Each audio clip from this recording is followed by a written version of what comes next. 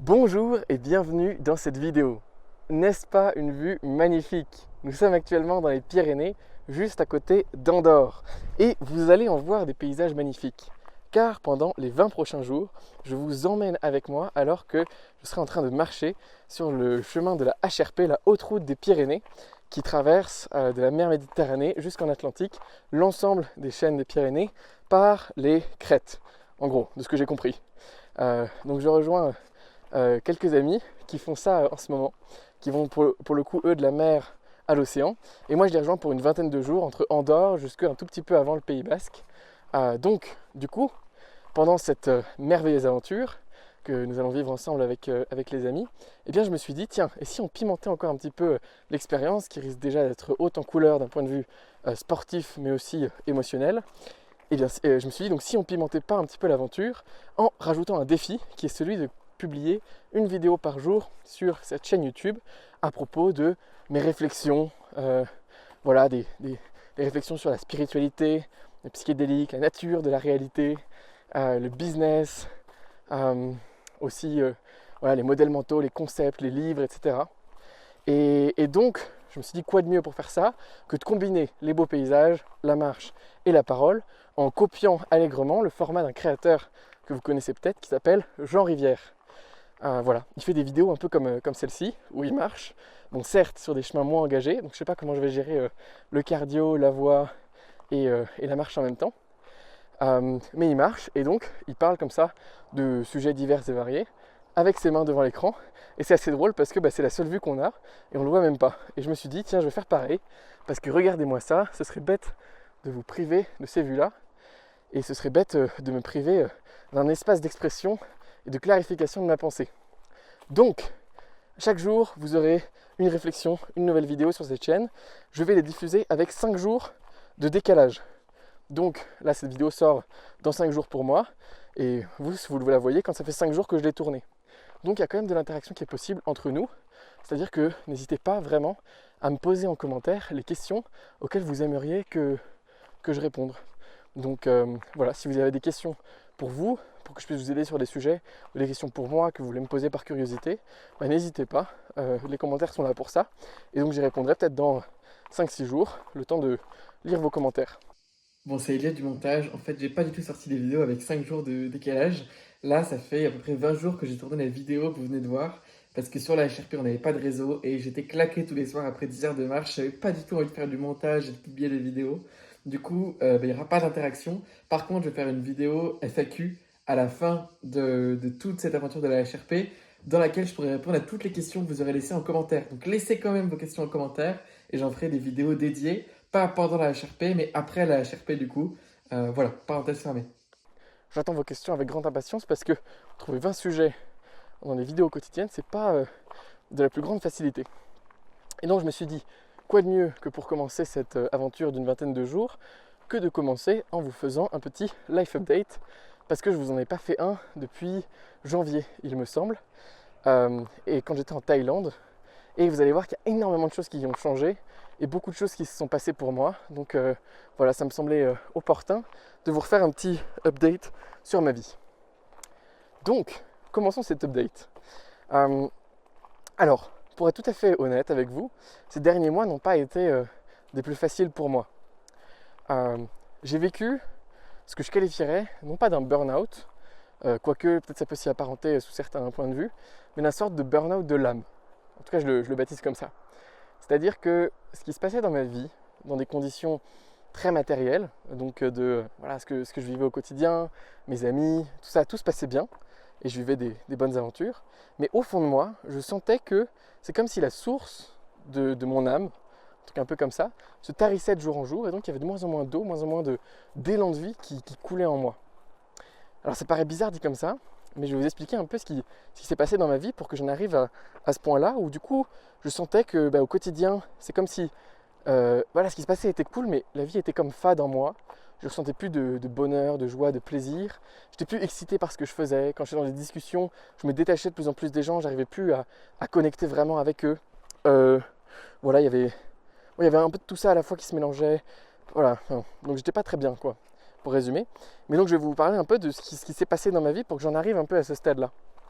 Ce qui s'est passé, c'est que, ça faisait quelques mois que dans ma vie, je respectais un principe qu'on pourrait appeler le fait de surrender to life. Donc en fait, l'idée principale, c'est quoi? C'est de dire, bon, si la vie peut produire ça, cette beauté, le fait qu'une plante ici puisse naître d'une seule cellule, que nous, on puisse se développer à partir de deux gamètes qui se rencontrent, ce qui est complètement fou. Que, je sais pas, l'humanité a été poussée à développer le langage, des concepts, puis Internet, puis les avions, enfin c'est un truc de fou. Et donc, voilà, le postulat de base, ce serait de dire, bon, si on a été capable de faire tout ça, c'est clairement qu'il y a une sorte de pulsion évolutionnaire vers toujours plus de complexité, vers toujours un truc magnifique, et que donc nous sommes comme des pions dans ce plan de la vie que la vie a pour le monde, et que nous devons faire notre mieux pour remplir le rôle que la vie veut nous donner. Voilà, donc on est en gros une pièce d'un mécanisme et on doit faire au mieux pour faire marcher le mécanisme. Et pour ce faire, il faut abandonner nos préférences personnelles. C'est-à-dire qu'à chaque fois que notre structure égotique, donc notre personnalité va dire « Ah, j'aime bien ça, ah, j'aime pas du tout ça, oh, purée, mais non, mais je vais pas me rabaisser à faire ça, oh, j'aime trop ce truc, oh, je peux pas m'en passer. » Bon, dès qu'il y a ces petites préférences-là qui se passent, à la fois en aversion ou en désir, il faut les laisser passer, les mettre de côté et se faire de notre mieux en fait pour gérer ce que la vie veut qu'on fasse, ce que la vie veut faire de nous. Donc ça, c'était la philosophie de vie dans laquelle j'étais depuis quelques mois. Je pense que je l'ai suivie de manière assez rigoureuse pendant 6-7 mois. Alors ça m'a mené à des expériences de dingue. Je vous en reparlerai probablement dans un des petits podcasts que je vous ferai pendant cette randonnée. Mais il y a par exemple un moment où j'ai failli en Thaïlande lever quasiment 1 million d'euros pour créer une boîte sur la danse, une sorte de média sur la danse consciente internationale en anglais qui s'appelait dance.org. Voilà, et ça a failli se faire. En fait, les statuts étaient en train d'être rédigés au moment où le deal s'est pas fait. Donc bon, comment interpréter ce truc-là de la vie, je ne sais pas, mais pour vous dire à quel point j'étais prêt à me dire, si la vie veut que je fasse ça, si elle m'a mis un investisseur sous mes yeux à ce moment-là, c'est qu'il faut que je le fasse, et donc j'abandonne mes préférences personnelles et j'y vais, sans même me questionner, tu vois, ce qui était bon pour moi, pour mon ego, est-ce que en fait je préférerais pas vivre calme à la campagne, ou est-ce que ça me tente cette vie d'aller à travers le monde pour être journaliste, quoi. Sans même me poser cette question-là, je me suis dit, si la vie met ça devant moi, c'est qu'il faut que j'y aille. Voilà. Et parmi cette myriade de choses extraordinaires qui se sont passées, une autre chose extraordinaire, c'est que, vous le savez peut-être, même certainement, j'habite dans un écolieu dans le sud de l'Aveyron. Et dans cet écolieu, on est en projet de gros développement en ce moment. Il y a mon ami Charlie en particulier qui construit le plus grand bâtiment d'Europe en paille porteuse, à côté de la salle de danse qu'on a construite l'été dernier, de là où ma tiny est posée, etc.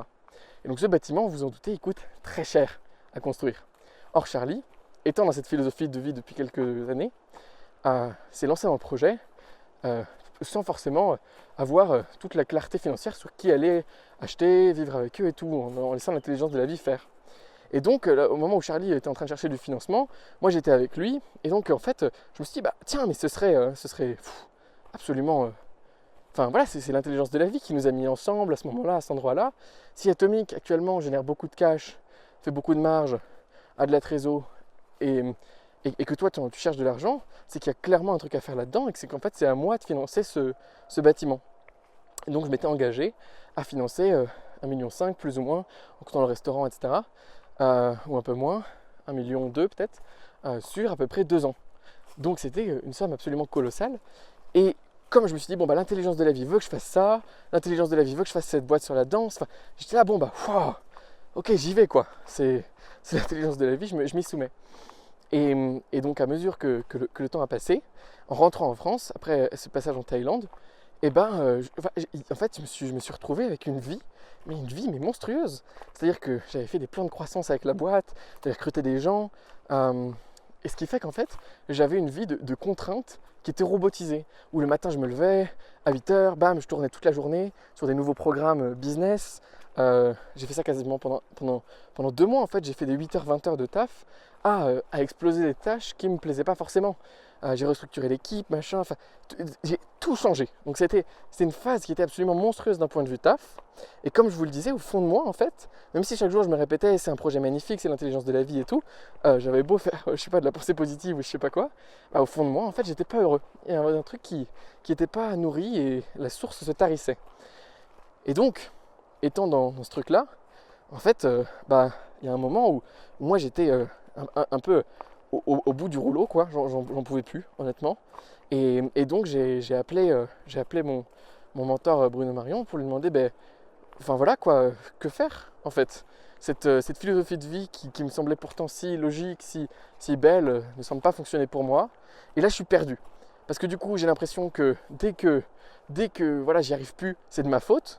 Parce que je suis pas assez bon, pas assez développé personnellement pour faire le plan de l'intelligence de la vie. Que j'ai des envies que je devrais pas avoir, que voilà, c'est un problème de ma structure égotique et qu'il faut que je règle ça. Mais en même temps, j'ai pas les outils pour le régler. Je suis perdu entre tous les frameworks que j'avais lus de partout, d'illumination, de machin, de trucs. Je sais pas où j'en suis de nulle part. Et j'étais au bout, quoi. Et je savais pas, voilà, qu'est-ce que je dois faire, quoi. Et donc Bruno m'a dit, mais non, mais en fait, moi je vais rentrer un peu dans des termes un peu compliqués, mais je pense que ça intéresserait certains d'entre vous. Là, pour comprendre cette partie de la vidéo, il faut avoir lu Ken Wilber. Donc, qui a créé une approche qui s'appelle l'approche intégrale. Et j'ai fait une série de 7 vidéos pour expliquer son approche. Donc n'hésitez pas à aller la voir si vous ne l'avez pas vue. Mais bon, très concrètement, ce que Bruno m'a dit, c'est que j'étais un système de valeurs qui était le système vert dans la spirale dynamique, si vous connaissez. Et donc, que cette philosophie de vie que j'adoptais, c'était l'apogée, le paroxysme quoi, du niveau vert. Oh, je me soumets à la vie, tout est parfait, il n'y a pas de choix qui sont mieux que les autres, pas de décisions qui sont mieux que les autres, si la vie me les met devant moi, c'est que c'est fait pour moi, et ainsi de suite.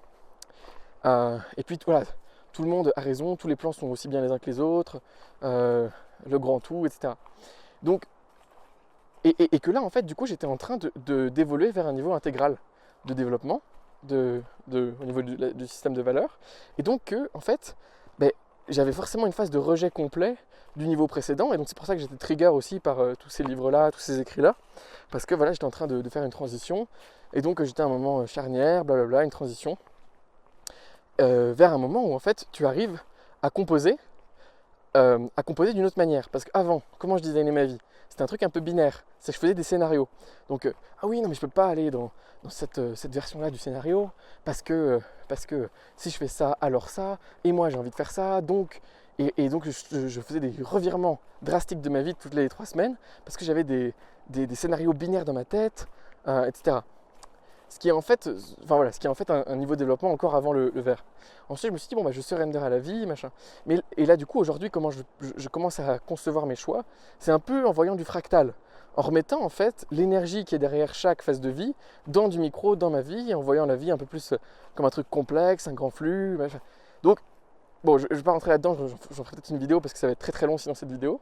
Mais voilà, je suis en train de me développer et de donc redesigner ma vie sous ce nouveau spectre de vision de la réalité qui serait un truc plus de l'ordre de... Voilà, tout est vrai mais partiel, tout est intéressant, j'ai pu faire de revirements, de switch drastiques de ma vie en me disant non mais moi c'est ça ma philosophie de vie maintenant. Voilà, je compose avec les contraintes, j'ai une vue qui n'est pas que absolue mais qui est aussi voilà, fractale, il y a un peu de... Il y a du bien et du mal dans chaque chose se vaut quoi. Et je compose comme ça, de manière la plus vertueuse possible, avec tout de même l'usage de mon intellect pour designer ma vie. Et sans essayer de m'abstraire de ça. Voilà, donc ça m'a fait beaucoup de bien de revenir là-dedans. Et donc dans cette phase de vie-là, je suis en train de relire les 2 nouveaux livres de Ken Wilber, sachant que le mec n'a pas sorti de livre en 5 ans, et là il a sorti 2 livres en 2 mois, plus ou moins, qui s'appellent Finding Radical Wholeness. Je vous invite vraiment à le lire, que vous les ayez déjà lu Ken Wilber ou non. Ça va vous... Oh, c'est joli la petite cascade. Ça va vous remettre sur la voie de Ken Wilber. Et son autre livre, qui est Post-Truth World, Polarization in Politics, blablabla. Donc, oh là là, mais c'est monstrueux. C'est très très beau. Donc voilà, je vous invite à lire ces nouveaux livres de Ken Wilber qui sont excellents. Et donc le fait de me remettre dans l'approche intégrale, je vais beaucoup vous en parler, je pense, dans cette rando, parce que ça me change la vie. Voilà. Donc, voilà, actuellement ça va de mieux en mieux. Au quotidien, voilà, je commence à réapprécier le truc, je commence à me relaisser aller dans mes émotions, ou plutôt voilà, aller vivre, je suis plus coupé, voilà, de plus en plus je commence à retrouver du plaisir dans l'existence, donc c'est top. Et là cette HRP, comment tu veux ne pas aller mieux en étant dans ce genre de cadre. Donc voilà, à ce niveau-là ça va un petit peu mieux. Et donc maintenant la question c'est comment je design mes prochaines phases de vie, quels sont mes prochains projets. parce que du coup ça laisse quand même un petit vide dans ma vie, hein, le fait de plus avoir ces objectifs-là. Eh bien, pour répondre à cette question, il y a plusieurs réponses. La réponse pro, j'y viendrai après, qu'est-ce que je vais faire pour Atomic et tout. Mais d'abord la réponse perso, je dirais que c'est... Excuse-moi, je reprends mon souffle. La réponse perso, c'est que là j'ai envie de faire une phase de vie où je vais faire de la danse à Londres. Je sens, dès que je randonne, dès que je suis dans des espaces comme ça, d'intuition, etc., que ça me guide vers le fait de revenir dans le mouvement, être dans la création, l'art, la matière, l'organique si on veut, et que donc j'ai envie d'aller intégrer une compagnie en fait tout simplement, directement à Londres. Pourquoi Londres? Pareil, ça m'appelle, et bon, ça sera peut-être encore amené à changer, peut-être que je ferai plusieurs villes, mais je pense que Londres ce serait un bon package pour moi. Donc à Londres, faire la danse et faire du vélo, parce qu'en ce moment je suis addict du vélo, j'en fais énormément, et voilà, c'est un truc que je kiffe. Donc voilà pour les projets peut-être du côté perso. Et maintenant, j'aimerais vous faire un update sur le pro, parce qu'il y a eu beaucoup de choses qui ont évolué, vous vous en doutez. Donc, alors, au niveau du pro, c'est bon, on revient sur de la descente, je vais pouvoir retrouver mes esprits. Donc, au niveau du pro, alors, Atomic a traversé des moments pas faciles ces derniers temps. La coque du bateau était un petit peu percée, mais on l'a rebouché. On est en train en tout cas. Non, en vrai, problème de cash flow. Gros problème de cash flow parce que je pilote tout à vue de trésor sans avoir aucune idée des charges qui vont venir, des provisions qu'il fallait faire, etc. Aucune visibilité financière. Et j'ai investi dans, vous l'avez peut-être vu, mais l'application Atomic, ça c'est 30 000 € par an. Dans un nouveau outil, parce que maintenant on a des closers et tout, ça c'est 40 000 € par an. Dans une nouvelle équipe commerciale, un nouveau directeur commercial et tout, ça c'est beaucoup d'argent. C'est un nouveau site web, un nouveau design, machin. J'ai eu des mauvaises expériences avec des personnes dans ma team, ce qui fait qu'en fait je les ai énormément payés parce que je payais très bien les gens. Je les ai énormément payés pour au final un ROI qui était inexistant parce que du coup, ça marchait pas quoi entre nous. Donc voilà, c'était une situation très délicate au niveau de la trésor parce qu'il n'y avait plus rien qui marchait et beaucoup trop de cash qui sortait. En plus des projets physiques où en fait quand tu as une salle de danse que tu es en train de finir, tu vois c'est des coûts de 5 000 €, 10 000 € de facture et au bout d'un moment, en fait ça reste des chiffres quoi. Même si tu comptes en milliers, c'est quand même 5, 10, voilà. Donc du coup, il y a eu un problème de cash flow et donc là j'ai eu un petit coup de stress et en fait ça m'a permis de me réaligner parce que je me suis rendu compte que quand on commence à recruter une équipe, à avoir 10-15 personnes, ce qui se passe c'est qu'on se fait conseiller par d'autres personnes et en dehors de se faire conseiller, en gros on a tendance à appliquer un système de management qui est purement orange dans la spirale dynamique. C'est-à-dire on va fixer des objectifs, on veut faire ça à la fin de l'année, 1 million ou peu importe, et donc ensuite on va se fixer des objectifs à la semaine et on va traquer des chiffres. Et les chiffres on leur fait dire des choses. C'est le principe de l'analyse business quoi. Donc concrètement on veut faire plus 100% sur ce tunnel de vente, on analyse les chiffres des pubs, on se rend compte que en fait du coup les pubs sous-performent, donc on fait une hypothèse et donc on teste cette hypothèse pour voir si ça améliore les chiffres. Donc tout est drivé par les chiffres, tout est drivé par les objectifs et les deadlines. Ce qui fait que en fait tout le monde s'épuise dans la team et au bout d'un moment, il y a un moment où tout le monde part un peu en burn-out et il n'y a plus vraiment de sens et surtout on se contraint telles des machines à exécuter quelque chose qui a été imposé par l'extérieur. Du coup, la question c'est comment on fait pour concilier à la fois un développement de boîte où tu es obligé de mettre des systèmes quand même pour manager les gens correctement, tout en gardant une sorte de truc organique qui suit les envies de chacun des membres de ton entreprise, qui suit tes envies pour te permettre de te développer.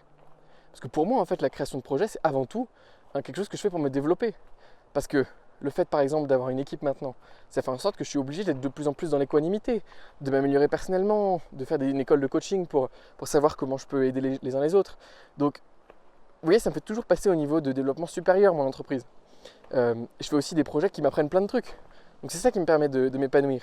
Pareil, dans mon showing up, dans le fait de remplir ma part pour faire évoluer le monde, c'est aussi pour moi dans l'entrepreneuriat. Donc c'est une voie salvatrice de développement personnel et de réalisation pour moi, l'entrepreneuriat. Mais il faut réussir à trouver le juste milieu entre un système qu'on met pour que l'entreprise réponde des objectifs, parce que ça reste une entreprise qui doit faire du chiffre d'affaires, être rentable, tout en gardant ce côté-là. Donc c'est vraiment pas facile, et c'est pas du tout une réponse définitive que j'ai. C'est clairement des réflexions que je partagerai avec vous sur cette chaîne, mais je ne sais pas exactement comment faire. Et pour préciser en fait quel est mon chemin d'évolution dans l'entrepreneuriat, je vais prendre la métaphore de la méditation. Donc la méditation, quand on commence à méditer, ce qui se passe, c'est que donc on veut se concentrer sur l'instant présent, mais il y a notre mental qui est en train de nous envoyer ailleurs. Il part, voilà, il commence à dialoguer tout seul dans sa tête. Ah tiens, qu'est-ce que je vais manger ce soir? Ah, peut-être du pesto, mais tiens, est-ce qu'il me reste encore des pâtes? Ah, mais en fait, attends, elle est intolérante au gluten, alors... Et en fait, au départ, quand tu commences à méditer, tu pars super loin dans tes pensées, dans tes raisonnements intellectuels, avant de te rendre compte même que tu étais parti. Et donc tu fais des rappels, tu prends ton lasso, tu ramènes la pensée dans l'instant présent, pour la voir et la dissoudre. Mais parfois, il se passe 1, 2, 3 minutes avant que tu t'en rendes compte. Donc ça, c'est le début de la méditation. Et plus tu progresses, plus tes rappels sont rapides. Donc tu arrives à les ramener au bout de 4-5 secondes. Et ensuite, tu les vois même avant qu'ils commencent à t'emmener. Et donc, tu ramènes, et à la fin même, tu as un coup près, tu as une sorte de couteau, où tu coupes les raisonnements intellectuels avant même qu'ils se forment. Et ensuite, tu n'as plus de raisonnement intellectuel. Ça, c'est la méditation. Moi, j'aime beaucoup cette analogie-là pour le business. Parce que moi, ce qui se passe dans ma vie, c'est que je fais une décision, puis cette décision amène une autre décision, et petit à petit, ça m'éloigne de mon alignement. C'est comme si il y avait de plus en plus de raisonnement intellectuel dans la méditation. Et je pars super loin. Des fois, je pars 6 mois. Et au bout de ces 6 mois, je fais une crise existentielle ou un burn-out. Et je me dis, tiens, si je changeais quelque chose, je change quelque chose. Et je suis reparti pour un cycle de 6 mois. Donc, aujourd'hui, je suis au stade 1 de la méditation. Mon but, c'est petit à petit d'évoluer et de faire en sorte d'envoyer le lasso de plus en plus rapidement. Et j'espère un jour d'avoir mon coup prêt pour couper les raisonnements intellectuels avant même qu'ils se forment, évidemment. Mais bon, ça, c'est le Graal. Je ne sais pas si je l'atteindrai un jour. Mais voilà, arrêtez en fait de prendre des décisions qui ne sont pas alignées avec moi, et je le sais et je le sens, mais que je continue à poursuivre parce que je suis dans un raisonnement intellectuel. Voilà. Et donc, il y a un truc qui m'inspire beaucoup en ce moment là-dessus, c'est que je suis en train de lire la biographie de Steve Jobs. Et Steve Jobs, il dit, à un moment dans son livre, après avoir parlé du LSD et puis de la méditation zen, etc., il dit, concrètement, quand je suis allé en Inde, je me suis rendu compte que les Indiens, ils utilisaient beaucoup moins leur intellect, leur mental qui pense. Eux, ils servent de leur intuition et ensuite, ils l'expriment avec leur intellect, mais ils très très très peu développé leur intellect par rapport à nous qui avons un intellect qui sclérose toute notre vie. Donc du coup, fort de ça, lui, il s'est dit, mais moi j'ai envie de vivre ma vie par l'intuition et pas par l'intellect. Même si l'intellect, après, c'est bien pour concevoir. Donc du coup, lui, c'est toujours ça qu'il a suivi, c'est son intuition. Et je pense que quand tu as des espaces de méditation comme Steve Jobs, ou de prise de psychédélique ou autre, qui te ramènent dans un moment de connexion à ton intuition, de connexion à tes visions, etc., et qu'ensuite tu les mets au monde, en partant toujours de toi, sans faire confiance à quoi que d'autre, je pense que là, tu arrives de plus en plus proche à ce moment où tu as ton coup prêt et tu casses les mauvais choix business avant même de les avoir faits. Voilà, donc c'est un peu le truc. Donc, ces problèmes de trésor m'ont permis de me rendre compte de ça, que c'était ma voie d'évolution et de tout ce qui n'allait pas. Et donc je suis en train de prendre plein de décisions pour restructurer ma boîte afin qu'elle marche bien. Tout d'abord, les premières décisions que j'ai envie de faire, c'est, selon les conseils de Alex Dana de Live Mentor, me construire un rôle à peu près comme le sien. C'est-à-dire un rôle où je vais pouvoir simplement créer du contenu, comme celui-ci que je suis en train de faire, des livres aussi, des conférences, et gérer la marque et gérer un peu les événements. Voilà, c'est la seule chose. Tout le reste, c'est d'autres personnes qui s'en occupent. Le roll-on et la réalisation des formations, c'est une personne qui s'appelle Amandine qui est géniale. Je ne vais pas citer tout le monde, mais le directeur commercial, directeur marketing, comme ça je sépare les pôles et je donne les responsabilités, roll-on des formations, et puis ensuite RH, direction financière. Et une fois que j'ai ces 3 chevaliers là qui créent, qui ont des responsabilités et qui gèrent la boîte, moi je peux me concentrer sur être dans mon essence, être dans mes élans, suivre mes intuitions et emmener l'entreprise vers un truc merveilleux. Voilà, donc du coup c'est ça que je suis en train de faire, que je suis en train de restructurer. Bon, ça prend du temps, c'est l'humain, il faut recruter, il faut former et tout. Mais quand ce sera fait, je pense que ce sera un monde merveilleux. Donc voilà, c'est ça que je suis en train de faire. Finalement, je prends du plaisir quand même à toutes ces tâches, à découvrir comment on manage, comment on structure, comment on gère une boîte financièrement pour éviter d'être au bord de la faillite. Voilà, ce genre de questions-là, par exemple, qui sont un vrai intéressantes quand même quand on scale niveau business. Donc ça, voilà, ça c'est la première frange de décision, qui sont voilà, mieux structurer la boîte, etc. pour me permettre d'avoir un meilleur rôle.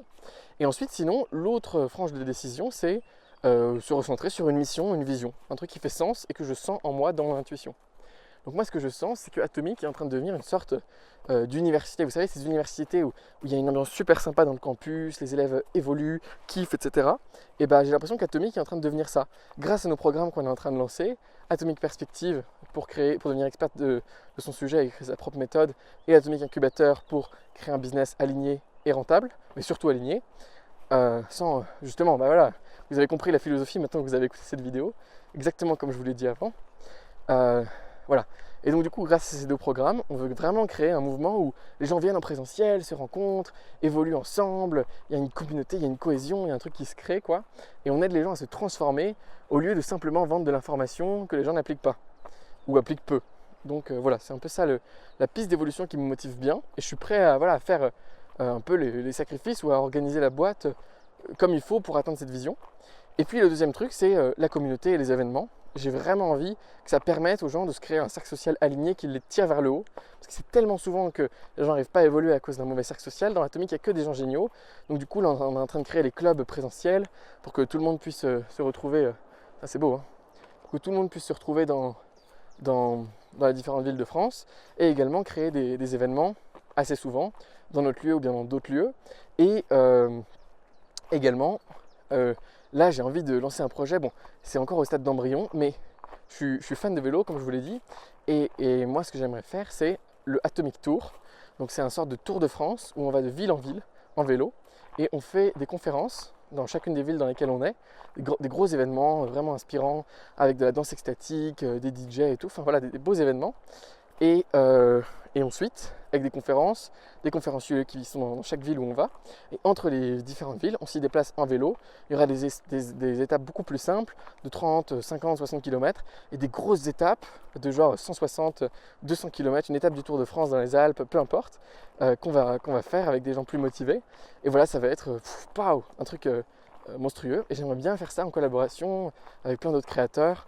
Voilà, je ne vais pas dire de nom parce que personne n'a accepté, j'en ai parlé à personne, donc j'ai pas envie de les afficher, mais voilà, des très, très bons créateurs pour que les communautés puissent merge et éventuellement qu'on puisse, je sais pas, mettre une cause dans l'histoire, comme par exemple la sédentarité ou bien simplement le fait de s'épanouir et de se développer personnellement grâce à la réalisation de projets. Et voilà, tout simplement inspirer les gens à changer de vie. Collecter des fonds, donner une asso, avoir des sponsors pour faire quelque chose de bien tout en que ça reste un peu pas cher pour les gens qui viennent et ainsi de suite. Donc ce serait l'idée du Atomic Tour. En tout cas, c'est un des trucs qui m'enthousiasme le plus actuellement. Voilà, sachant qu'en parallèle, je serai probablement à Londres en train de faire de la danse et que je vais écrire un livre et que j'ai plein de projets de vidéos, de documentaires. Voilà, évidemment ça fuse, il n'y a pas tout qui va arriver, mais dans les projets en slow burn, en tout cas, voilà à peu près ce qui est le plus sur le feu. Et je vous épargne tous les sujets internes de structuration et tout. Mais voilà, donc Atomic est en train d'aller de mieux en mieux. Les paris qu'on avait fait dans le passé marchent de mieux en mieux. La team est en train de se trouver. Donc c'est bien, je suis content. D'un point de vue pro, ça se passe bien. C'est top. Voilà. Bon bah écoutez, je crois que c'est à peu près le tour en fait du life update. Je vous ai parlé du perso, des projets, de ce qui s'est passé depuis 6 mois, de la prochaine phase de vie, de mes envies.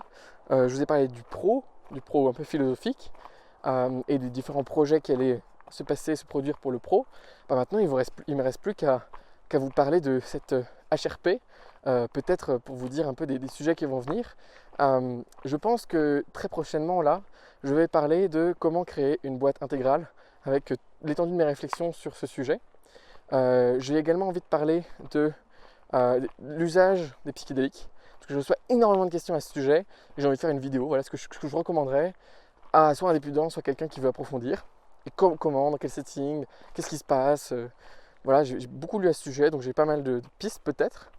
Et puis peut-être d'autres d'autres choses sur les concepts, en particulier l'approche intégrale qui revient beaucoup.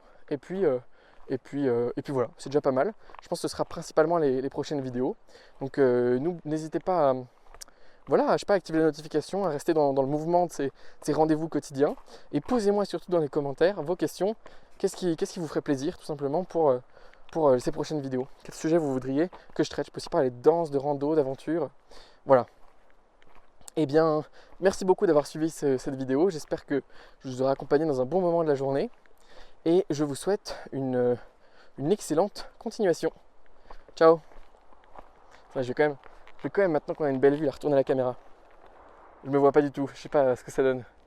Mais voilà, j'espère que vous appréciez la vue. Je vous présenterai mon gear aussi peut-être, qui est pas mal. C'est beau les Pyrénées, hein. Très très beau.